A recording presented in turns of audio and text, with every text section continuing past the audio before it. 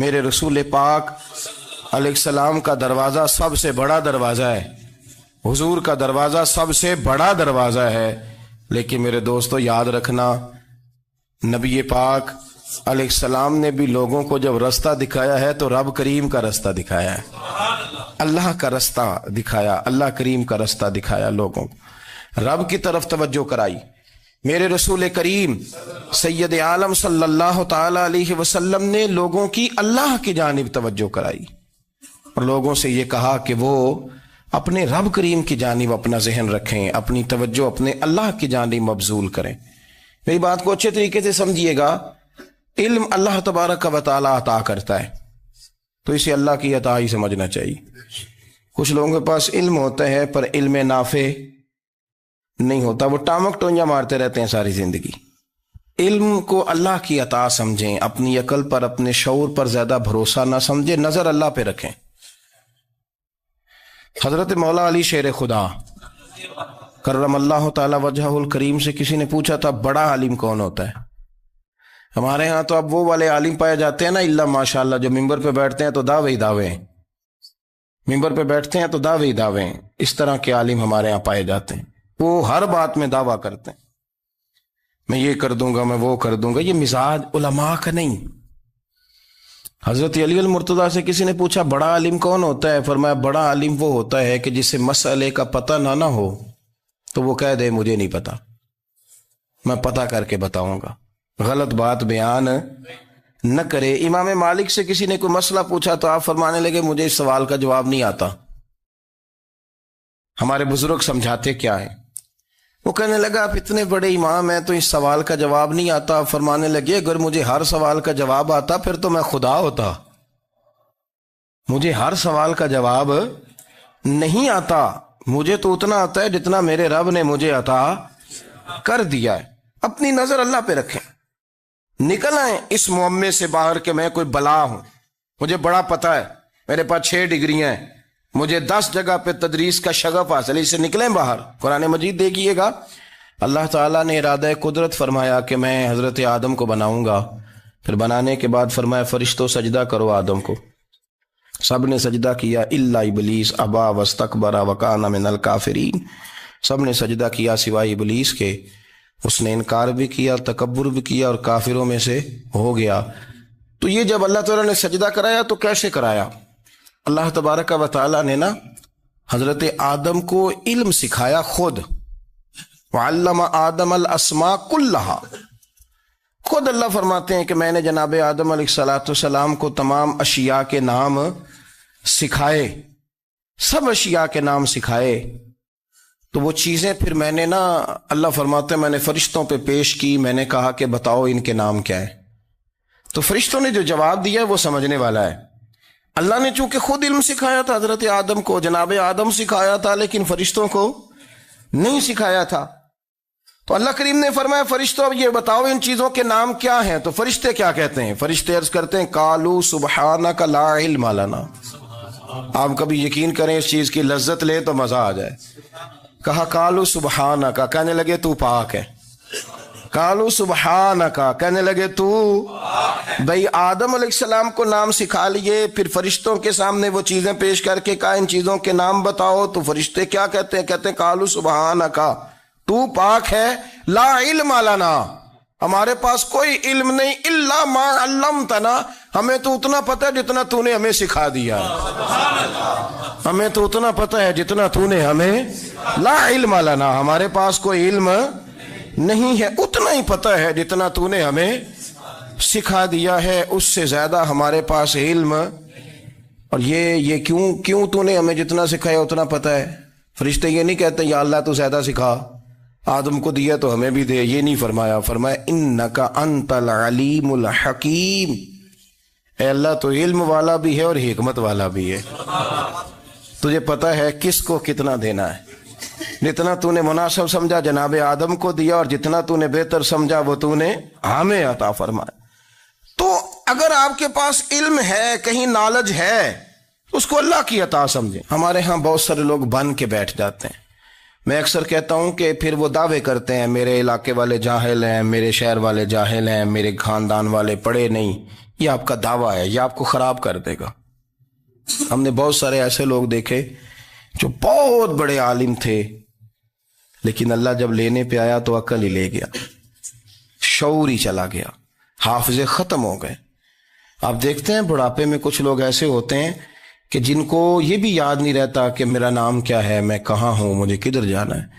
تو اس وقت سے اللہ کی پناہ مانگیں اور اپنی نظر اپنے رب کریم کی جانب رکھیں، اللہ کی جانب اپنی نظر کو مبذول رکھیں. دوسری بات، علم کے بعد ایک چیز آتی ہے جس کا نام ہے ہدایت، جس کا نام ہے تقوی، جس کا نام ہے پرہیزگاری، جس کا نام ہے عمل، عبادت، ریاضت. یہ بھی اسی وقت ہی نصیب ہوتی ہے جب میرا رب کریم نصیب فرما دیتا ہے. ہم نے نا نیکی کا اپنا اپنا سٹیٹس بنا لیا ہے، اپنا اپنا معیار بنا لیا ہے. کچھ لوگ کہتے ہیں کہ جناب مسجد میں سیمٹ کا توڑا دینے سے بہتر ہے کسی غریب کو آٹے کا تھیلا دے دو. اب اس نے اپنا مزاج بنا لیا نا نیکی کا، اس نے اپنا سٹیٹس بنا لیا. میرا یہ سوال ہے کہ نبی پاک صلی اللہ تعالی علیہ وسلم جب مدینہ شریف آئے تھے تو حضور نے سب سے پہلے غریبوں میں آٹا تقسیم کیا تھا کہ سب سے پہلے مسجد بنائی تھی؟ کیا عجیب لوگوں کا رنگ ہے، اپنی مرضی کی ہدایت، اپنی مرضی کا تقوی، اپنی مرضی کا معیار. مسجد کوئی بڑا چھوٹا خطیب بھی میری طرح کا ہو نا تو وہ مسجد میں بیٹھ کے جب نبی پاک کی بات کرتا ہے تو کہتا ہے میرے رسول پاک غریبوں کا سہارا بن کے آئے. وہ غریبوں کی بات کرتا ہے، مسکینوں کی، لاچاروں کی، کمزوروں کی بات. تو مسجد ہی تو وہ ادارہ ہے جہاں سے غریبوں کی بات ہو رہی. تو اب لوگوں نے غریب کو اور مسجد کو لڑانا شروع کر دیا. اس کو لڑاؤ کہ مسجد میں پیسے دینے سے بہتر ہے آپ غریب کو آٹے کا تھیلا دے دیں. آپ یہ کیوں نہیں کہتے کہ مسجد میں بھی آپ توڑا دیں ایک سیمٹ کا اور ساتھ غریب کو بھی خدمت کریں؟ یہ کیوں نہیں تقویٰ؟ اپنی اپنی مرضی کا مزاج، اپنی اپنی. کچھ لوگ کہتے ہیں چھوڑو جی، ساری زندگی انسان نماز پڑھتا رہے اور پھر گالیاں بھی دیتا رہے، بندہ داڑھی بھی رکھ لے اور جھوٹ بولنا بھی نہ چھوڑے. تو یہ آپ نے اپنے پاس سے تقوی کا معیار بنایا. گالی دینے کا گناہ ہے اور داڑھی رکھنے کا ثواب ہے. تو اگر آپ داڑھی رکھے ہوئے ہیں اور آپ کوئی غلطی کر رہے ہیں تو اس سے آپ کی داڑھی کا ثواب ختم. اللہ کرے آپ کو سمجھ آئے میری بات کو. آپ کوئی غلطی کر رہے ہیں، داڑھی کا ثواب اس سے ختم، وہ اپنی جگہ پہ قائم ہے چیز. اپنی مرضی کا کیوں تقوی کا معیار بناتے ہیں؟ تقوی کا مزاج اپنی مرضی کا نہ بناؤ. اللہ کی بارگاہ سے دعا مانگو کہ یا اللہ ہمیں ہدایت کا نور عطا فرما. اللہ تو ہمیں رستہ دکھا، تو بتا کہ ہدایت کیا ہے. تو رب فرماتا ہے اللہ ولی الذین آمنوا، اللہ مومنوں کا مددگار ہے. یخرجہم من الظلمات الی النور، وہ انہیں اندھیروں سے نکالتا ہے اور نور کی طرف روشنی عطا فرماتا ہے. اندھیروں سے نور کی طرف اللہ لاتا ہے. اللہ ولی، اللہ مومنوں کا ولی ہے، وہ انہیں اندھیروں سے نور کی طرف نکالتا ہے. ہدایت ہمیشہ اللہ کی طرف سے سمجھے. جب وہ نماز کی توفیق دیتا ہے تو اپنے فضل سے دیتا ہے، جب وہ ذکر کی توفیق دیتا ہے تو اپنے فضل سے. ہم سمجھتے ہو جی فلانا نہیں پڑھ رہا بڑا بیوقوف ہے، فلانا نہیں پڑھ رہا، تو تم کیا اپنی عقل کے زور پہ پڑھ رہا ہے؟ میں جی اللہ کے فضل سے 2 سپارے پڑھتا ہوں، تو کس پہ احسان کرتے تو 2 سپارے پڑھ کے رویا کر کہ اگر مالک تو بڑا قریب نہیں. بڑے لوگ ہیں جن کو پورا قرآن حفظ ہے پر انہیں پڑھنے کی توفیق نہیں، تو انہیں فضل کیا اور مجھے توفیق دے دی ہے پڑھنے کی. رویا کر، پڑھ کے رویا کر. راتی ساری کر کر زاری، وہ نیند اکھاں تھی توندے تے فجرے اوہی گناہگار کہاون سب تو نیوے ہوندے. مہربانی کریں، ڈریں، نیکی کریں تو پھر ڈریں، پھر احساس پیدا کریں، پھر اپنے اندر وہ کمزوری لائیں کہ توبہ توبہ مجھے تو پتہ ہی نہیں، تو جانتا ہی نہیں. حضرت سیدنا امام اعظم ابو حنیفہ رحمۃ اللہ تعالی علیہ کے ساتھ ایک شخص کہتا میں نے نماز پڑھی تو عشاء کی نماز تھی. یہ جو لوگ بڑے ہوتے ہیں نا، جن کے پیار کرنے والے بڑے ہوتے ہیں، ان کے گرد خوف بھی بڑا ہی ہوتا ہے، انہیں بڑا ڈر لگتا ہے، بڑی بعض اوقات آزمائش ہوتی ہے ان کی. عشاء کی نماز کہتے پڑھی تو امام صاحب نے نا عشاء کی نماز میں تلاوت کی آیتیں فَمَن يَعْمَلْ مِثْقَالَ ذَرَّةٍ خَيْرًا يَرَهُ وَمَن يَعْمَلْ مِثْقَالَ ذَرَّةٍ شَرًّا يَرَهُ فرمایا جو ذرہ برابر خیر کرے گا وہ بھی قیامت میں دیکھے گا، اور جو ذرہ برابر شر کرے گا وہ بھی قیامت میں اس شر کو دیکھے گا، اس کے سامنے آئے گا۔ تو وہ شخص کہتا ہے کہ سارے لوگ نماز پڑھ کے چلے گئے تو امام صاحب رحمۃ اللہ علیہ نے اپنی داڑھی پکڑی رو رہے ہیں، کہتے ہیں وہ ذرہ برابر نیکی کا بدلہ دینے والے، وہ ذرہ برابر شر پہ سزا دینے والے میری سفید داڑھی کو دیکھ، مالک میرے ذرے ذرے سامنے نہ لانا، لوگ تو میری بڑی قدر کرتے ہیں دنیا، میں تو بڑا پہچانا جاتا ہوں، لوگ تو میری راہوں میں پھول لیے کھڑے ہوتے ہیں، مجھے بڑا نوازتے ہیں، قیامت میں رسوا نہ کر دینا، میرے لیے مشکل ہو جائے گی۔ وہ کہتے ہیں میں نے امام صاحب کا درد دیکھا، مجھے کوئی کام تھا تو میں چلا گیا، میں نے کہا کہ وہ اس وقت اللہ کے حضور حاضر ہیں تو میں دوبارہ آؤں گا۔ کہتے ہیں میں تہجد کا وقت آیا تو امام صاحب وہیں بیٹھے تھے اور ان کی داڑھی آنسوؤں سے بھری ہوئی تھی اور زور سے داڑھی پکڑی ہوئی، کہنے لگے مالک رسوا نہ کر دینا، قیامت میں رسوا نہ کر دینا۔ یار جو ہدایت یافتہ لوگ تھے وہ تو ڈرے ہوئے تھے، وہ تو سہمے ہوئے تھے، وہ تو کہتے تھے یہ اس کا فضل نہیں، اس نے بلا لیا ہے، یہ اس کا کرم نہیں۔ حضرت باعزید بستامی کسی کافر کو دیکھتا تو رو پڑتے، کہتے مالک تو کتنا قریب ہے، یہ بے ایمان رہ گیا، تو نے اپنے فضل سے مجھے اپنے نبی کا غلام بنا لیا، وہ رو پڑتے۔ یہاں تو لوگوں کا دعویٰ ہی بڑا ہے، نمازی اللہ خیر فرمائے وہ تو دوسروں کو گھورتا ہے، وہ کہتا ہے جنت کا میں مالک ہوں، کنجیاں میرے پاس ہیں، میں کسی اور کو گھسنے نہیں دوں گا، اور اگر 2-3 حج کر لے تو پھر تو وہ کہتا ہے کہ اب میرے سے پوچھ کے لوگ جنت میں جائیں گے معاذ اللہ، اور اگر وہ 2 4 5 7 دفعہ کوئی نفل پڑھ لے تو پھر وہ کہتا ہے چھوڑیں جی سارے لوگ بے عمل ہیں، میں اکیلا نیک ہوں۔ نہ ایسا کریں، اپنی توجہ اپنے رب پہ رکھیں، اپنی توجہ اپنے معین الملت والدین، عطا رسول، ہند الولی، غریب نواز، خواجہ معین الدین چشتی، حضرت خواجہ اجمیر، شاہ اجمیر، شاہ اجمیر، والی ہندوستان، آخری عمر میں نا سارا دن روتے گزر جاتا، ساری رات روتے گزر جاتے، ذرا سی کوئی بات کرتا تو رو پڑتے، آنکھیں آنسوں سے بھری رہتی۔ کئی دفعہ اپنے بھی پریشان ہو جاتے ہیں نا کہ یار تو ایک بات کی جان ہی نہیں چھوڑ رہا، تو خواجہ قطب الدین صاحب بختیار کاکی سے لوگوں نے کہا کہ آپ مرشد سے بات کریں، اتنا بھی تو نہیں نہ رونا چاہیے، ہر وقت اس کے آنسو کی کریے، عاشق دا کام ہی رونا تونا تے بنا رویوں نہیں منظوری، یہ عاشق سدا ہی روندا رہندا ہے، پاویں وصل ہوئے تے پاویں دوری، ہر وقت رونے کا کیا مطلب ہے؟ تو خواجہ قطب صاحب کہتے ہیں میں قریب گیا تو میں نے پیر دبائے، میں نے کہا سونیا لوگ تو کچھ بھی نہیں کرتے، تو نے تو کمال کر دیا، 90 لاکھ آدمی مسلمان کر دیا، دنیا کچھ نہیں کرتی، تو نے 50 سال ساری رات مصلے پہ بیٹھ کے رب راضی کیا، تو شہزادہ تھا، حضور کی اولاد تھا، لیکن معین الدین تیرا ایک پلاٹ بھی نہیں، تو نے طالب علم پالے، انہیں غریبوں کو دیا، تو نے نوازا، کوئی شے نہیں تیرے پاس، ہر چیز تو نے، ساری رات روتے ہو، سارا دن روتے ہو۔ تو خواجہ قطب الدین صاحب کہتے ہیں میں نے جب عرض کیا تو خواجہ صاحب مجھے گلے لگا لیا، چیخ مار کے روئے، کہنے لگے قطب الدین پتر داڑھی سفید ہو گئی، جانے کا وقت آ گیا، جو تو نے نیکیاں گنوائی ہیں وہ ہیں صحیح میرے پاس، پر یار کی بارگاہ میں پیش کرنے کے قابل ایک بھی نہیں، ایک بھی نہیں، تو بارگاہ تو دیکھ کتنی بڑی ہے، رسول کریم کی بارگاہ میں پیش کرنے کے قابل ان میں سے ایک بھی نہیں، تو آستانہ دیکھ کتنا بڑا ہے، کیا پیش کروں گا، کیا عرض کروں گا حضور کی بارگاہ میں، کس طرح؟ وہ یار جو بڑے تھے وہ تو ڈرے ہوئے تھے، سہمے ہوئے تھے، وہ تو بڑی آزمائش میں تھے، لیکن میرا اور آپ کا رٹا 2 نمازیں پڑھ کے 6 نمازوں کا دعویٰ کرنا اور لمبی چوڑی کہانیاں بنانا اور اپنے منہ سے اپنی تعریفیں کرنا، اس سے تھوڑا باہر آئیں۔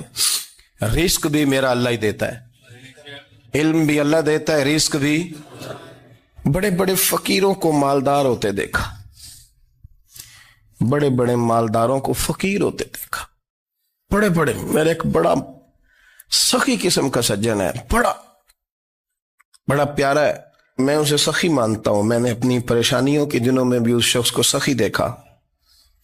ایک دن رات کو مجھے ٹیلی فون کر کے کہنے لگا کدھر ہو؟ میں نے کہا میں گھر ہوں۔ نہیں اکثر سفر میں ہوتے ہو نا؟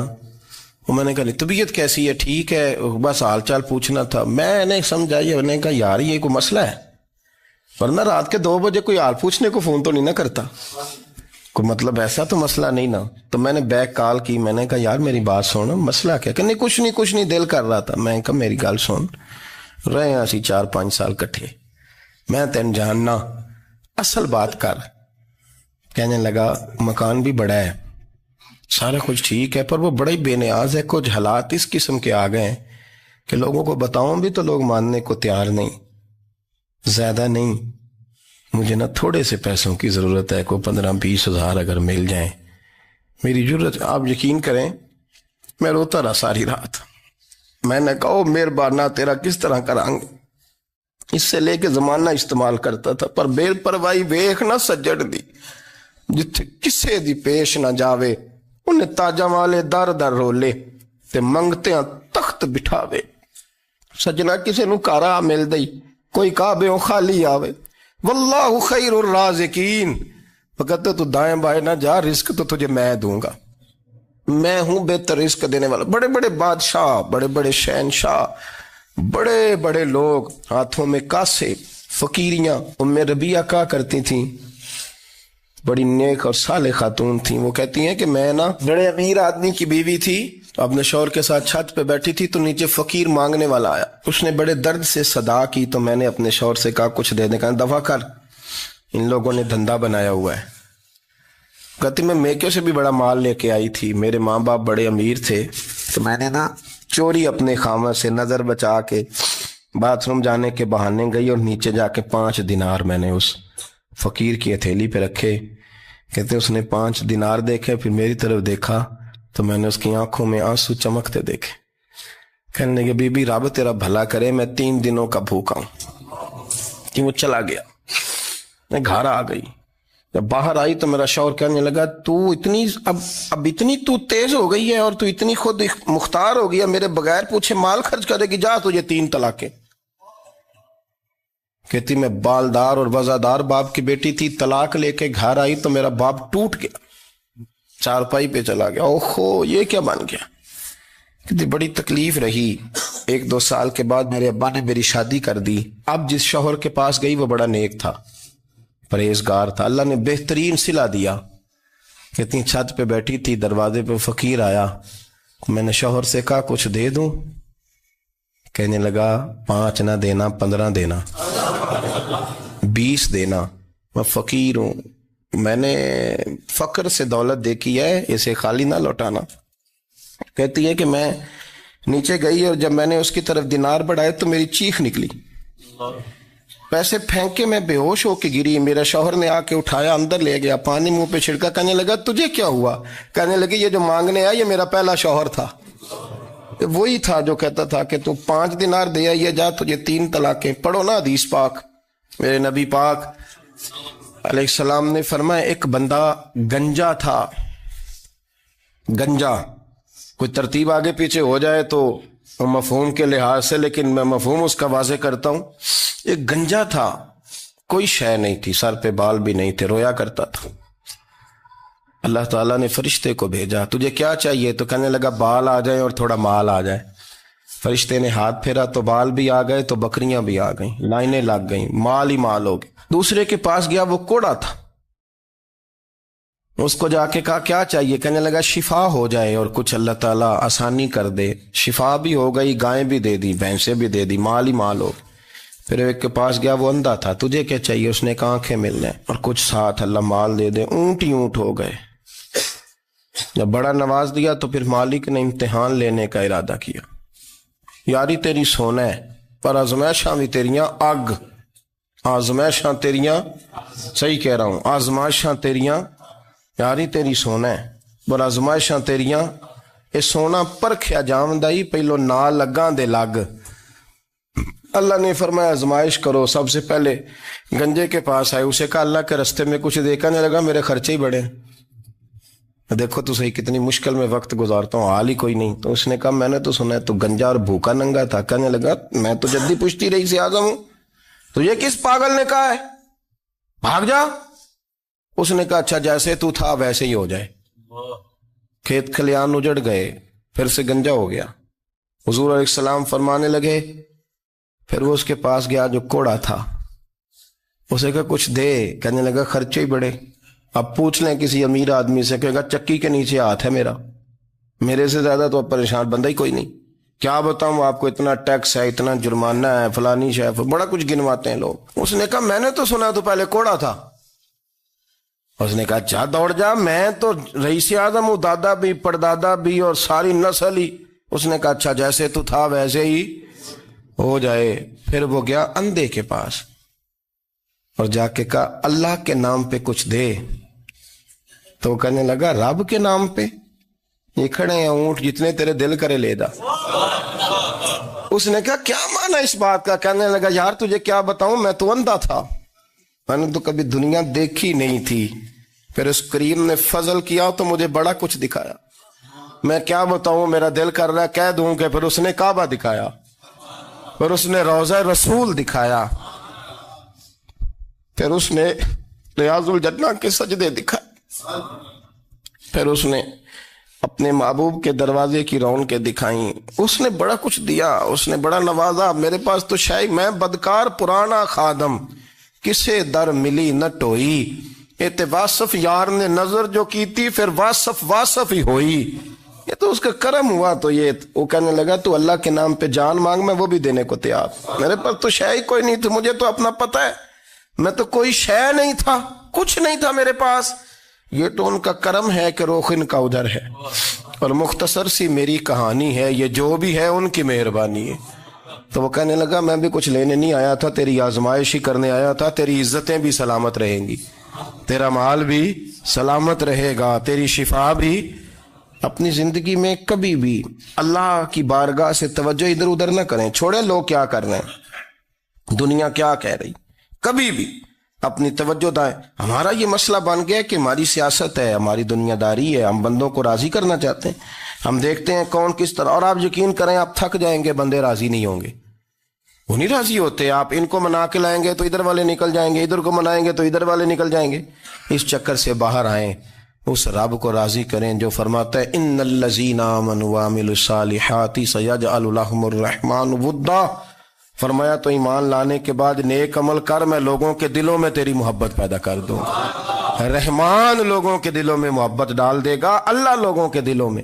اپنی نظر ہمیشہ اپنے رب پہ رکھیں، اتنی لمبی چوڑی دنیا داروں سے امیدیں نہ وابستہ کریں۔ میں نے دیکھا ہے لوگ کاسا لیسی کرتے ہیں، کبھی اس کے دروازے پہ کبھی اس کے دروازے پہ، ان چکروں سے باہر آئیں اور اپنے رب کی بارگاہ کی طرف توجہ کریں، استغفار شوق سے پڑھا کریں، اور اکیلے میں نہ، اکیلے میں حضرت رئیس المتکلمین مولانا نقی علی خان صاحب رحمۃ اللہ نے لکھا ہے کہ فرعون 500 سال حکومت کر گیا، یہاں تو 5 سال کی حکومت کی پیر لڑکھڑاتے ہیں، 500 سال۔ فرماتے اصل وجہ یہ تھی کہ دنیا جب سو جاتی تھی نا تو اوپر چادر لے کے تو مصلے پہ بیٹھ جاتا تھا اور ہاتھ باندھ کے کہتا تھا رب تو ہی ہے، میرا پردہ نہ کھولنا، مالک تو ہی ہے، کرم نوازی کرنا، میری پکڑ نہ کرنا۔ وہ بے ایمان ہو کے اگر 500 سال ہاتھ باندھے تو گزارا کر لیتا ہے، تو ایماندار ہے، پر مسئلہ یہ ہے کہ تو رات کو بکل مار کے ہاتھ نہیں نہ باندھتا، تو منت نہیں کرتا، تو استغفار نہیں کرتا۔ توبہ کریں تو بچے رہیں۔ وہ اتنی لمبی حکومت کر گیا چونکہ رات کو کہتا تھا مالک رب تو ہی ہے، لیکن مہربانی فرما، میری پکڑ نہ فرمایا تو اللہ نے تو اس کو مہلت دے دی۔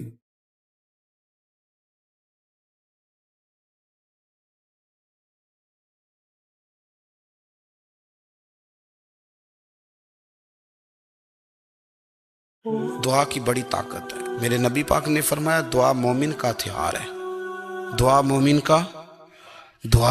کا حضور نے فرمایا تقدیر کو سوائے دعا کے کوئی چیز نہیں بدل سکتی۔ دعا مومن کا ہتھیار ہے، یہ کافر کے پاس کوئی نہیں، یہ ہتھیار ہے مومن کا۔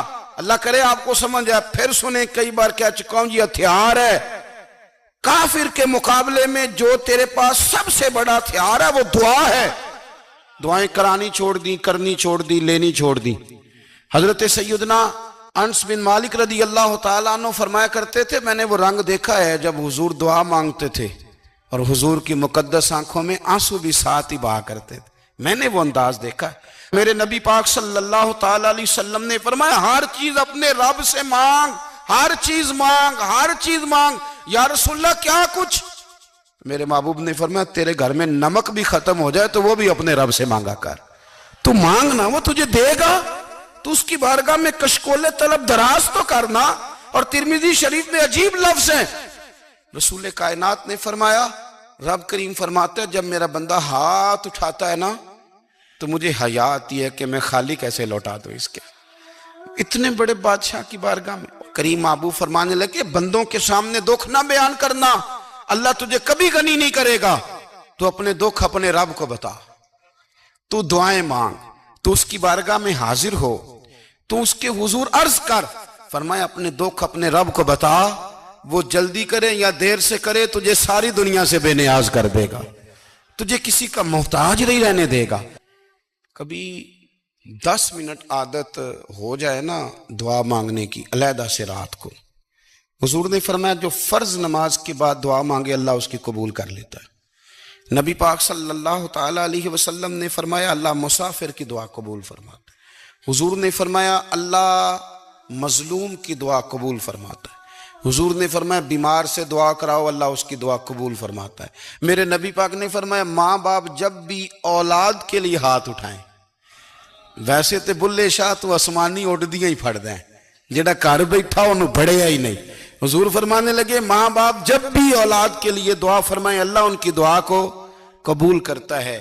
آپ اپنا تعلق بنائیں، دعا کے ساتھ، عبادت کے ساتھ، مصلی کے ساتھ رشتہ بنائیں، استغفار پڑھیں۔ او میری ملت کے جوانوں، مزہ نہیں آ جاتا جب ساری دنیا سوئی ہو، ساری دنیا، اور بستر بھی گرم ہو اور نیند بھی پورا غلبہ کر رہی ہو، اور اچانک گھنٹی بجے دماغ میں، آنکھ کھلے، گھڑی پہ نظر پڑے، 3:30 4 بجے کا پیغام گھڑی بتائے، اور کوئی چڑھتی جوانی والا اٹھ کے وضو کرے، اور جب وہ مصلی کھول کے بچھائے تو مدینے والے محبوب کہتے ہیں کہ ہر نماز پہ رب ثواب دیتا ہے، اور جو اٹھ کے تہجد کی نماز پڑھے اسے دیکھ کے تو رب مسکراتا ہے، جو اس کی شان کے لائق ہے، جو اس کی شان کے لائق، وہ مسکراتا ہے، خوش ہوتا ہے کہ میرا بندہ تہجد میں اٹھ گیا، وہ مسکراتا ہے۔ کاش ہماری صبحیں کبھی اپنے مالک کے نام ہو جائیں۔ یہ نبی کریم نے وعدہ کیا ہے کہ تو سورت واقعہ پڑھ تیرے گھر میں فاقہ نہیں آئے۔ حضرت عبداللہ ابن مسعود رضی اللہ تعالیٰ عنہ بیمار تھے تو حضرت عثمان غنی رضی اللہ تعالیٰ عنہ تیمارداری کے لیے تشریف لے گئے، اور جا کر کے کہا کہ آپ بڑے بیمار ہیں، آپ کی بیٹیاں زیادہ ہیں، میں چاہتا ہوں کہ خزانے میں سے کچھ مدد کروں۔ تو سیدنا عبداللہ ابن مسعود رضی اللہ تعالیٰ عنہ اٹھ کے بیٹھ گئے اور کہنے لگے امیر المومنین اللہ آپ کو میری طرف سے، میری بیٹیوں کی طرف سے بہتر صلہ دے، میری بیٹیوں کو کسی خزانے کی ضرورت نہیں، میں نے انہیں خزانہ دے دیا ہے۔ کہا جناب آپ نے کون سا خزانہ دیا ہے، میں آپ کے مالی معاملات کو جانتا ہوں۔ تو فرمانے لگے امیر المومنین میرے نبی کریم نے فرمایا ہے جو سورت واقعہ پڑھے اسے کبھی فاقہ نہیں آتا، میں نے بیٹیوں کو یاد کرا دی ہے، یہ خزانہ میں نے انہیں دے دیا ہے۔ وہ سارے والدین سنیں جو بیٹیوں کے لیے پریشان رہتے ہیں۔ حضرت عبداللہ ابن مسعود نصیحت کر رہے ہیں، فرمانے لگے میں نے سورت واقعہ یاد بھی کرا دی ہے، پڑھنے کی عادت بھی ڈال دی ہے۔ حضور نے فرمایا ہے جو سورت واقعہ پڑھے اسے فاقہ نہیں آتا۔ کہنے لگے چاند تو اپنی جگہ چھوڑ سکتا ہے، سورج گر سکتا ہے، تارے ٹوٹ سکتے ہیں، پر مدینے والے رسول کی بات غلط نہیں ہو سکتی۔ حضور نے فرمایا فاقہ نہیں آئے گا تو انشاءاللہ کبھی بھی نہیں آئے گا۔ ایک بزرگ فرماتے ہیں میں نے دعا مانگنے کا طریقہ اپنی بیوی سے سیکھا، دعا مانگنے کا طریقہ اپنی، سیکھنے والے تو اپنے بچوں سے بھی سیکھ لیتے ہیں، سیکھنے والے تو ہر ایک سے سیکھتے ہیں۔ وہ کہتے ہیں میں نے دعا مانگنے کا سلیقہ اپنی بیوی سے سیکھا ہے۔ حضرت وہ کس طرح؟ فرمانے لگے میری بیوی نے نا مجھے کوئی کام بتایا، کچھ پیسوں کی ضرورت کے لیے کہا، تو میں نے اسے کہا کہ بھئی ابھی میرے پاس نہیں ہے، کچھ دنوں میں آتے ہیں تو میں دے دوں گا۔ عورتوں کی عادت ہوتی ہے وہ بار بار یاد کراتی ہیں، 2-4 دنوں کے بعد پھر اس نے کہا حضرت وہ میں نے کہا تھا کچھ پیسے، میں نے اسے کہا کہ ابھی میرے پاس نہیں ہے، کچھ دنوں میں ملتے ہیں تو میں تمہیں دے دوں گا۔ اس نے کچھ دنوں کے بعد پھر کہا حضور وہ میں نے کچھ پیسے کہے تھے۔ فرماتے میں نے ڈانٹ دیا، میں نے کہا کہ کیا تو روز مجھے شرمندہ کرتی ہے، کہا نا میرے پاس نہیں ہے۔ ہوں گے تو دے دوں گا، تو روز یاد کراتی ہے۔ فرماتے ہیں اس نے پہلے تو میری ڈانٹ کو سہا، پھر میرے سخت جملوں نے اس کی آنکھوں میں آنسو پیدا کر دیے، پھر اس نے اپنے آنچل میں اپنے اس دکھ کو سمیٹا، اور پھر اس نے ایک جملہ کہا تو میں رو پڑا، اور مجھے اپنے رب سے مانگنے کا طریقہ آ گیا۔ مجھے کہنے لگی حضرت جی آپ نے ڈانٹ دیا، میں نے سہ لیا، پر آپ ہی میرے شوہر ہیں، بتائیں نا آپ سے نہ کہوں تو میں کس سے جا کے کہوں۔ فرماتے ہیں میں رو پڑا، اور میں کھل کے رویا، اور میں تڑپ کے رویا، اور پھر میری سسکیاں بند گئیں۔ تو مجھے کہنے لگی آپ کو کیا ہوا؟ میں نے کہا مجھے بھی دعا مانگنی آ گئی ہے۔ جب میں اسے کہوں گا نا اللہ تو ہی میرا رب ہے، میں تجھ سے نہ کہوں تو میں کس سے جا کے کہوں؟ میں کیوں کسی بندے سے سوال کروں؟ میں کیوں کسی دنیا دار سے کہوں؟ میں تیرے بندوں کا، نیک بندوں کا وسیلہ لے کے، تیرے محبوب کی غلامی لے کے تیری بارگاہ میں آیا، تجھ سے نہ مانگوں تو کس سے مانگوں؟ سمجھ آ گئی ہے؟ جب میں اس رنگ میں مانگوں گا تو پھر رب میرے اوپر بڑا ہی فضل فرمائے گا، وہ میرے اوپر بڑی رحمت کرے گا، وہ میرے لیے آسانیاں کرے۔ عزیز دوستو، ہم اس طرح کرنے لگ گئے ہیں کہ ہم نے نا اپنے تعلقات پر اعتماد کرنا شروع کر دیا ہے۔ میرے تعلقات بہت ہیں، ہم نے اپنی دولت پر اعتماد کرنا شروع کر دیا ہے، میرے پاس دولت بہت ہے۔ ہم نے اپنے علم پر، اپنی شہرت پر اعتماد کرنا شروع کر دیا ہے کہ میرے پاس فلاں چیز بہت ہے۔ یاد رکھنا، جب بے نیاز اپنی صفت بے نیازی دکھاتا ہے تو بڑی بڑی دولتوں والے مجبور نظر آتے ہیں۔ بھائیو، جب انسان کا رشتہ اپنے مالک کے ساتھ ہوتا ہے پھر تو غم بھی کچھ نہیں کہتے، پریشانیاں بھی کچھ نہیں کہتی، پھر تو زندگی صبر والی، پھر تو زندگی توکل والی، پھر تو زندگی بھروسے والی، پھر انسان اپنے آپ کو رسوا نہیں کرتا۔ دنیا داروں سے امیدیں اس کی ختم ہو جاتی، امیدیں اللہ رسول سے لگا لیتا ہے، مضبوط ہو جاتا ہے، مضبوط، طاقتور ہو جاتا ہے، خوددار ہو جاتا ہے، باوقار، باعزت ہو جاتا ہے۔ حضرت بہلول دانا رحمت اللہ علیہ بیٹھے تھے تو ہارون رشید حج کر کے آ رہا تھا، تو رستے میں حضرت شیخ سے ملاقات ہو گئی، تو السلام علیکم کے بعد کہنے لگا حضور کوئی حکم ہو تو بتائیے گا۔ تو حضرت بہلول دانا فرمانے لگے تیرا رب کون ہے؟ اس نے کہا اللہ۔ تو فرمایا میرا کون ہے؟ کہا اللہ۔ فرمانے لگے تو بڑا ہی بیوقوف ہے، کیا تو یہ سمجھتا ہے کہ رب ہارون رشید کو تو دے گا اور بہلول دانا کو بھول جائے گا؟ تیرا بھی وہی رب ہے، میرا بھی وہی رب ہے۔ اس نے اگر تجھے دے کے آزمایا ہے تو ہو سکتا ہے مجھے نہ دے کے آزما رہا ہو۔ جب اس کی حکمت کے تقاضے ہوں گے تو عطا کرے گا اور دے گا، تو جا اپنا کام کر۔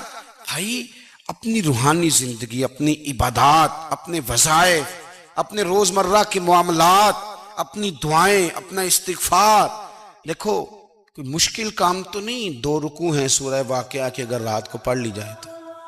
میں کس طرح یہ بات بیان کروں کہ تعویذ بانٹنا آسان ہے اور وظیفہ بتانا مشکل ہے؟ سارا دن تعویذ بانٹیں تو لوگ لینے کو تیار ہیں، اور اگر آپ وظیفہ بتائیں تو کہتے ہیں تو مشکل کام ہے۔ او خدا کے بندے، اگر آپ کا تعلق قرآن پاک کے ساتھ مضبوط ہو، قرآن پاک کے ساتھ اگر آپ کا رشتہ ہو، لوگ سفارشیں ڈھونڈتے ہیں نا دنیا میں، کوئی تعلق مل جائے تو میرا کام ہو جائے۔ دنیا میں اتنا مشکل معاملہ ہے، آخرت میں مجھے بتائیے گا کتنا مشکل معاملہ ہوگا۔ میرے نبی پاک صلی اللہ تعالی علیہ وسلم نے فرمایا جو لوگ سورہ ملک پڑھا کرتے تھے نا، سورہ ملک، یہ سورت ملک قیامت میں ان کی سفارش کرے گی، اور اس طرح کرے گی کہ کہے گی اے اللہ یہاں اس بندے کو جنت میں داخل کر دے یا مجھے قرآن پاک سے علیحدہ کر دے۔ تو رب فرمائے گا جا اس کا دامن تھام کے اسے جنت تک پہنچایا۔ آپ بات کو سمجھیں، جب آپ کے تعلقات اپنے معاملات کے ساتھ مضبوط ہوں گے۔ حضرت عبداللہ ابن عمر کو نبی پاک نے فرمایا تھا راجل صالح، یہ نیک بندہ ہے، یہ متقی آدمی۔ حضرت عبداللہ ابن عمر رضی اللہ تعالیٰ عنہ سیدنا فاروق اعظم رضی اللہ تعالیٰ عنہ کے صاحبزادے ہیں، اور ان کی ہمشیرہ سیدہ حفصہ رضی اللہ تعالیٰ عنہ حضور کی زوجہ محترمہ۔ ایک دن اپنی ہمشیرہ سے کہنے لگے کہ نبی کریم صلی اللہ تعالیٰ علیہ وسلم گھر میں آئے نا، اور اگر حضور غم امت میں پریشان نہ ہوں، طبیعت کو حشاش بشاش دیکھو، تو ذرا پوچھنا تو صحیح حضور کا میرے بارے میں کیا خیال ہے، پوچھنا تو صحیح کہ کریم کی بارگاہ میں میرا کیا مقام ہے، میرے بارے میں حضور کیا فرماتے ہیں۔ اب بہن کو کام بتائے اور بتائے بھی بھائی، اور پھر بہن وہ کام نہ کرے، یہ تاریخ میں ہوتا نہیں۔ حضرت عمر فاروق رضی اللہ تعالیٰ عنہ کی صاحبزادی ام المومنین رضی اللہ تعالیٰ عنہ فرماتی ہیں کہ میں تو بس منتظر تھی۔ انہوں نے تو کہا تھا نا کہ اگر تم حشاش بشاش دیکھو تو بات کرنا، لیکن حضور تشریف لائے، میری باری تھی، میرے گھر تشریف لائے، کھانا پیش کیا تو فوراً میں نے عرض کی حضور ایک بات پوچھنی تھی۔ تو حضور نے فرمایا پوچھئے۔ میں نے عرض کی حضور میرے بھائی عبداللہ ابن عمر کے بارے میں آپ کا کیا خیال ہے؟ نوجوانوں میری بات پہ غور کرنا، میرے بھائی کے بارے میں آپ کا کیا خیال ہے؟ تو نبی کریم صلی اللہ تعالیٰ علیہ وآلہ وسلم نے میری طرف دیکھا اور پھر حضور زیر لب تھوڑا مسکرائے۔ حضور مسکرا دیتے تھے نا تو جو بڑا دکھی ہوتا تھا وہ بھی ہنس پڑتا تھا۔ اب سوال پیدا ہوتا تھا کہ پھر تو اس مسکراہٹ کے لیے انتظار کرنا پڑتا ہوگا کئی مہینے کہ حضور مسکرائیں تو رونے والے ہنسیں، تو اعلیٰ حضرت فرماتے نہیں، انتظار نہیں کرنا پڑتا، یہ مسکراتے رہنا تو حضور کی عادت ہے۔ جس کی تسکین سے روتے ہوئے ہنس پڑے اس تبسم کی عادت پہ لاکھوں سلام۔ یعنی یہ تو عادت ہے حضور کی مسکراتے رہنا، اس کے لیے انتظار نہیں کرنا پڑتا۔ بھائیو آپ خیال رکھیں گے، غور کریں گے، حضرت عبداللہ ابن عمر رضی اللہ تعالیٰ عنہ کے بارے میں پوچھا تو سیدہ فرماتی ہیں کہ نبی کریم صلی اللہ تعالیٰ علیہ وسلم نہ زیر لب مسکرائے اور فرمایا حفصہ تیرا بھائی ہے تو اچھا، لیکن میں نے سنا ہے کہ عشاء کی نماز پڑھتا ہے تو فجر تک سویا ہی رہتا ہے۔ او نوجوانوں، 10 بجے تک سونے کی بات نہیں ہوئی، 9 بجے تک سونے کی بات نہیں ہوئی، 11 بجے اٹھنے کی بات نہیں۔ حضور فرمانے لگے میں نے سنا ہے کہ عشاء کی نماز پڑھ کے سو جاتا ہے اور فجر تک سویا ہی رہتا ہے، اسے چاہیے کہ تہجد کے وقت اٹھا کرے، اللہ کی بارگاہ میں حاضر ہوا کرے، آہوزاری کرے، سجدے کرے، عبادت کرے، اٹھتا ہے اور فجر میں جا کے اٹھتا ہے۔ حضرت جناب حفصہ رضی اللہ تعالیٰ عنہ کہتی ہے میں نے جناب عبداللہ ابن عمر کو پیغام دیا اور میں نے کہا میرے جوان بھائی سن، نبی پاک نے فرمایا ہے تو اچھا پر تہجد میں نہیں اٹھتا، نفل نہیں پڑھتا۔ نبی کریم علیہ السلام نے فرمایا بندہ نفلوں کے ذریعے رب کے قریب جاتا ہے اور اتنا قریب جاتا ہے کہ پھر اللہ اس کی زبان بن جاتا ہے، اللہ اس کی آنکھیں بن جاتا ہے، کان بن جاتا ہے، ہاتھ اور پیر بن جاتا ہے۔ تو یہ تو عبادت ہے، یہ تو اللہ کی بارگاہ کی حاضری ہے جو آپ کو اللہ کے قریب کرے گی۔ تو اپنے نماز کو اہمیت دے کے ادا کریں، نمازیں موبائل بند کر کے ادا کریں۔ لیکن نا کچھ لوگ کہتے ہیں مجھے ٹائم نہیں ملتا نماز کا، تو میں کہتا ہوں یہ آپ نے بڑی جرت کی بات کی ہے۔ مجھے کو میرا پیر بھائی کہا جانا میرے پاس ٹائم نہیں آپ کو ملنے کا، تو میں کہتا ہوں آج کے بعد آنا ہی نہ۔ میں تو کیا سمجھتا ہے تو بہت بڑا آدمی ہے، تیرے پاس ٹائم نہیں ہے اور ہمیں ملنے کا ٹائم، موج کر۔ تو آپ نے اللہ رسول کو ہی کہہ دیا ٹائم نہیں۔ اور عجیب فلسفہ ہے نا، کہا جائے نماز پڑھنے آؤ تو کہتے ہیں کپڑے ٹھیک نہیں، اور کہا جائے کہ آؤ ذرا دعوت پہ چلیں تو کہتے ہیں 1 منٹ ٹھہر میں کپڑے بدل کے آیا۔ نماز کے لیے کہا تو کہتا ٹھیک نہیں، دعوت کے لیے کہا تو کہتا میں ذرا تیاری کر لوں، یوں جانا مناسب نہیں۔ یہ معاملہ ٹھیک نہیں۔ رب تو فرماتا ہے کہ جب تم مسجد میں آ تو زینت اختیار کر کے آ، خوب ذوق سے دعا مانگے، خوب شوق سے نماز پڑھیں، خوب استغفار کا مزاج بنائیں۔ آپ لوگوں کے بیچ رہ کے سوکھ حاصل کرنا چاہتے ہیں، لیکن آپ کو پتہ ہے کئی مہینے غار حرا میں رہنا بھی مدینے والے محبوب کا طریقہ ہے۔ ہر سال اعتکاف بیٹھنا الگ سے، یہ بھی حضور کا طریقہ ہے۔ مسجد نبی کے اندر دروازہ کھلتا تھا نبی کریم کا، پر گھر کے اندر نفل پڑھے نبی پاک، اور حضور فرماتے ہیں کچھ نفل نماز گھر میں بھی پڑھا کرو، گھر کو قبرستان نہ بناؤ۔ ہمارا گھر اللہ کے ذکر سے آباد ہوگا۔ اگر ہم نماز پڑھیں گے نا، میں جب سنت پڑھنے کے لیے گھر میں کھڑا ہوتا ہوں تو میرا جو 2.5-3 سال کا بیٹا ہے نا، وہ بھی میرے ساتھ نماز پڑھنی شروع کر دے۔ اسے پتہ کوئی نہیں نماز کیا ہوتی ہے، لیکن وہ بھی نا سجدہ نہ بھی کرنا ہے تو ساتھ لیٹ ضرور جاتا ہے۔ پتہ چلا بچے لیکچر دینے سے نماز نہیں پڑھتے، نماز شروع کر دیں تو بچے بھی شروع کر دیتے ہیں۔ ہم جب پریشان ہوتے ہیں تو لیکچر دیتے ہیں، تو لیکچر تو باہر شاید چل جائے، گھر میں کیسے چلے گا؟ گھر میں تو عمل چلے گا۔ حضرت ابو الحسن رحمۃ اللہ تعالیٰ علیہ حضرت معاذ ابن جبل رضی اللہ تعالیٰ عنہ کے پاس بیٹھا کرتے تھے۔ فرماتے ہیں ان سے جو پیار بڑھا تو پھر میرا مصلی سے بھی بڑھ گیا. تابعی ہیں. فرماتے ہیں صحابی رسول سے محبت ہوئی تو ذکر سے بھی ہو گئی, پھر درود شریف سے بھی ہو گئی. محبت ان سے بڑھی تو پھر اللہ نے مسجد کا پیار بھی بڑھا دیا. آپ فرماتے ہیں کہ میری ہر وقت طبیعت چاہتی تھی کہ بس اللہ اللہ کروں, بس اللہ اللہ کروں, بس نہ میں ذرا تھوڑی جان چھڑاؤں لوگوں سے, کو 10 منٹ ملے تو میں کو 4 نفل پڑھ لوں, میں تھوڑا سا نہ بچوں لوگوں سے, اور مجھے تسبیح ملے تو میں نہ کو 400-500 دفعہ استغفار پڑھوں, سبحان اللہ, الحمدللہ, اللہ اکبر, لا حول ولا قوت الا باللہ, میں نہ تسبیحات پڑھوں. فرماتے ہیں کہ بچے تھے گھر میں 6-7, غربت تھی, کام ملتا کوئی نہیں تھا, اور میں کام چور نہیں تھا, کام ڈھونڈتا تھا, پر اللہ کی قدرت کے کام نہیں ملتا تھا. فرماتے ہیں کہ میں نے ایک دن اپنی اہلیہ سے کہا کہ آج میں پھر جاتا ہوں کام ڈھونڈنے. تو میری بیوی بڑی فرما بردار تھی, پر اس دن نہ غربت کے ہاتھوں تنگ آ کے کہنے لگی آج نانا کوئی تو چیز لے کے آیا. تو مجھ سے بچوں کی بھوک نہیں دیکھی جاتی, یہ سب روگاں دا روگ محمد جس دا نام غریبی, کنڈ بلا کے لنگ جاندے نہیں دوست یار قریبی. آج نہ کچھ لے کے آیا تو میں بچے لے کے میکے چلی جاؤں گی. شیخ فرماتے ہیں کہ میں بڑا پریشان گھر سے نکلا, پر میں نے صبح سے لے کے زور تک کام ڈھونڈا, کام ملا کوئی نہیں.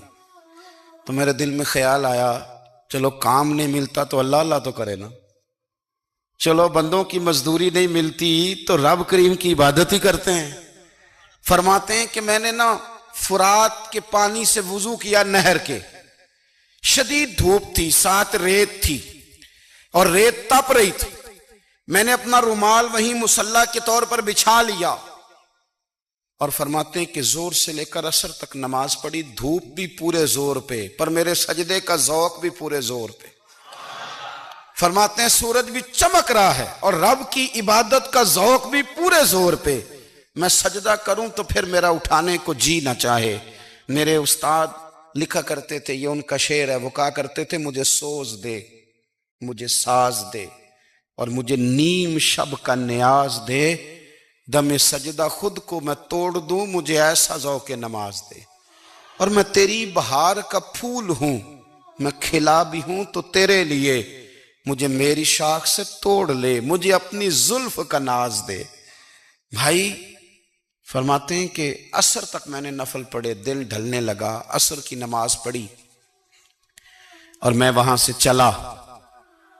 اب میں جب نکلنے لگا تو دل میں خیال آیا کہ چھوٹی چھوٹی دیواریں ہیں گھر کی, بغیر کچھ لیے جاؤں گا تو بیوی دور سے دیکھے گی تو شور کرے گی کہ پھر خالی ہاتھ آ گیا ہے. کہتے میں نے اپنی اسی رومال میں جس پہ میں نے نماز پڑھی تھی نا, رومال میں کی آخی دے پنجابی جو صافہ کہتے ہیں, اسی میں نا میں نے کچھ ریت بھر لی کہ وہ دور سے دیکھے گی تو سمجھے گی کچھ لے کے آیا ہے, چلو جا کے اسے بتا دوں گا کہ آج پھر مزدوری نہیں ملی. کہتے ہیں وہ ریت لے کر جب میں گھر میں گیا تو پہلے بیوی دروازے پہ کھڑی ہوتی تھی, پوچھتی تھی خالی ہاتھ آ گئے ہو, آج میں نے دیکھا تو ہے ہی کوئی نہیں. فرماتے ہیں میں اندر داخل ہوا, سلام لیے, کونے میں نے وہ رومال رکھ دیا اور میں نے آواز دی کہ بھلی مانس کہاں ہو. تو وہ کہنے لگی آپ منہ ہاتھ دھو لیں, میں روٹی لے کے آئی. میں نے کہا روٹی کہاں سے آ گئی, یہاں تو کئی دنوں کے فاقے, تو کئی دنوں کی غربت ہے, یہاں تو اس گھر میں تو فقیری ہے.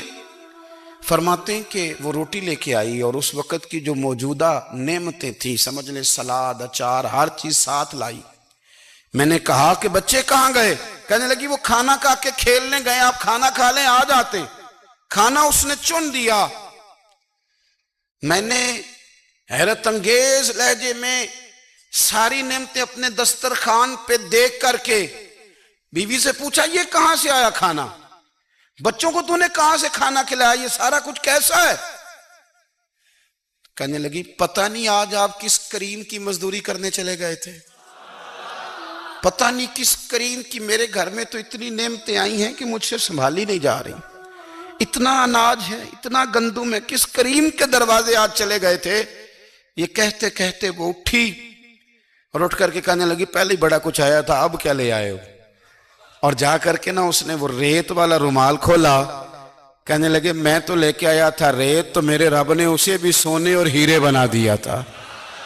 ہم نا ہر چیز کے لیے وقت نکالتے ہیں، ہر چیز کے لیے، لیکن عبادت کے لیے وقت نہیں نکالتے۔ ہر شے آباد ہے، ہر شے، ہماری فیس بک بھی آباد ہے، واٹس ایپ بھی آباد ہے، ہمارے ٹویٹر بھی آباد ہیں، ہماری ہر چیز آباد ہے۔ سب سے کم آباد ہمارا مصلی رہ گیا ہے، سب سے کم۔ وہ لوگ اب ڈھونڈنے سے ملتے ہیں جن کی بغل میں مصلی ہوتا تھا۔ میرے بھائی، آپ کتنا کو دنیا کے پیچھے بھاگو گے تھکا دے گی، کتنا دولت کے پیچھے بھاگو گے تھکا دے گی۔ آپ جب اپنی زندگی میں جمع تفریق کرو گے نا تو مرتے وقت احساس ہوگا کہ سارا کچھ تو لوگوں کے لیے کیا، اپنے لیے تو کر ہی کچھ نہیں سکے۔ اور ہم عبادت کے معاملے میں بہانے بازی بھی کرتے ہیں۔ ہم کہتے ہیں اوہو، رزق کمانا بھی تو عبادت ہی ہے نا، تو میں حلال روزی کے لیے جا رہا ہوں، یہ بھی تو عبادت ہے نا۔ میری طرح کے لوگ کہہ دیتے ہیں کہ میں سویرے اٹھ کے مدرسے میں کچھ اسباق دیکھتا ہوں تو یہ بھی تو عبادت ہے، میں بیان کرنے کے لیے مطالعہ کرتا ہوں تو یہ بھی تو عبادت ہے نا، اتنے لمبے سفر کر کے ملک میں دنیا میں گھومتا ہوں تو یہ بھی تو میں عبادت ہی کر رہا ہوں۔ اب اسپیشل نفلوں کے لیے وقت کس طرح نکلے، اسپیشل کر کے تسبیح میں کیسے چلاؤں، میں سارا کچھ ہم بہانے بنا لیتے ہیں نا۔ میرا سوال یہ ہے کہ یہ ساری باتیں صحابہ کو، نبی کریم کو، دیگر لوگوں کو بھی تو پتہ تھی نا، لیکن آپ غور تو کریں، 23 سال حضور کو وقت ملا، مختصر وقت ظاہراً تبلیغ کرنے کے لیے، پوری دنیا میں دین بھی پھیلانا ہے۔ گھر میں 11 ازواج ہے، 4 بیٹیاں ہیں، ان کی اولادیں، سارے کام کاج بھی دیکھنے ہیں۔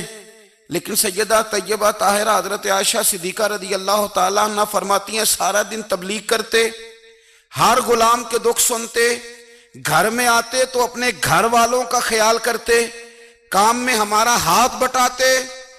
قربان جاؤں، کہتی ہیں زمانہ سارا سو جاتا لیکن آمنہ کے لال مصلی بچھا لیتے۔ دنیا سو گئی، ساری سب سو گئے، جو خدام تھے، وہ جو غلام تھے، وہ سو گئے۔ صحیح مسلم میں لفظ ملیں گے، سیدہ پاک فرماتی ہیں او میرے نبی کے غلاموں، میں نے یہ رنگ بھی دیکھا ہے کہ حضور نے اتنا کھڑے رہے، اتنا قیام کیا، اتنا قیام کیا کہ مقدس پیروں میں ورم آ گئے، سوج گئے پیر، اتنے بڑے۔ دل پہ ہاتھ رکھ کے نہیں بتا سکتا کہ میرے کبھی نماز میں پیر سوج گئے، کوئی نہیں بتا سکتا۔ بچوں کی روٹی کماتے تھک گئے، بات الگ ہے، ہم سیر کرنے گئے تو تھک گئے، بات الگ ہے، لیکن عبادت میں یہ بھی تو مسلم شریف ہے نا، یہ بھی تو دین ہے نا، یہ بھی تو حضور کی سنت ہے، یہ بھی تو وہ چیز ہے جو کریم کی آنکھوں کی ٹھنڈک ہے۔ سیدہ فرماتی ہیں پیروں میں ورم آ گئے، اور ساری رات ہی حضور نے نماز پڑھی اور ایک ہی آیت بار بار دہرائی۔ مسجد نبی میں بلال حبشی نے فجر کی اذان دے دی اور حضور ابھی مصلی پہ تھے، کریم فارغ ہوئے۔ میں نے عرض کی یا رسول اللہ صلی اللہ علیہ وسلم، آپ کے تو صدقے اللہ اگلے پچھلوں کے گناہ معاف کرے گا، تو آپ اتنی آہوزاری کیوں فرماتے ہیں؟ آپ تو شفیع ہیں، آپ تو انبیاء کے امام ہیں۔ تو حضور نے فرمایا عائشہ تم نے گنوایا ہے نا میرے اللہ کی مجھ پر کتنی رحمت ہے، افلا اکون عبدا شکورا، فرمایا اگر اس نے اتنی نعمتیں دی ہیں تو کیا میں اس کا شکر گزار بندہ نہ بنوں، میں شکر گزار بندہ نہ بنوں اس کا؟ پھر اگر اتنی نعمتیں اس نے دی ہیں، مجھے اتنا نوازا ہے، تو پھر میں اس کے سامنے سجدے نہ کروں؟ او میرے بھائی، بڑے قابل فخر لوگ ہیں ہم کہ ہم نبی پاک کے غلام ہیں، ہم قابل فخر ہیں کہ نبی کریم کے غلام ہیں۔ کیا کبھی اس غلامی کے شکرانے میں بھی 2 نفل پڑھے کہ یا اللہ تیرا شکر ہے تو نے ہمیں حضور کا غلام بنایا ہے؟ یاد رکھیں کہ اپنی روحانی زندگی کو آباد کریں، استغفار پڑھیں، تسبیحات کریں۔ تو میرے عزیز، آج کے اس روحانی اجتماع میں ہمارے دوستوں نے جو محنت کی، ہم نے بار بار اپنی نیت سے پوچھا خدا ہمیں معاف کرے اگر کوئی ذاتی شہرت ہے، کوئی ہمارے ذاتی مفادات ہیں، رب ہمیں ہدایت دے۔ ہماری یہ خواہش تھی کہ روحانی اجتماع ہمیں تھوڑا سا اللہ اور اس کے رسول کے جانب مائل کرے، کچھ ہمارا رشتہ مصلی کے ساتھ مضبوط کرے۔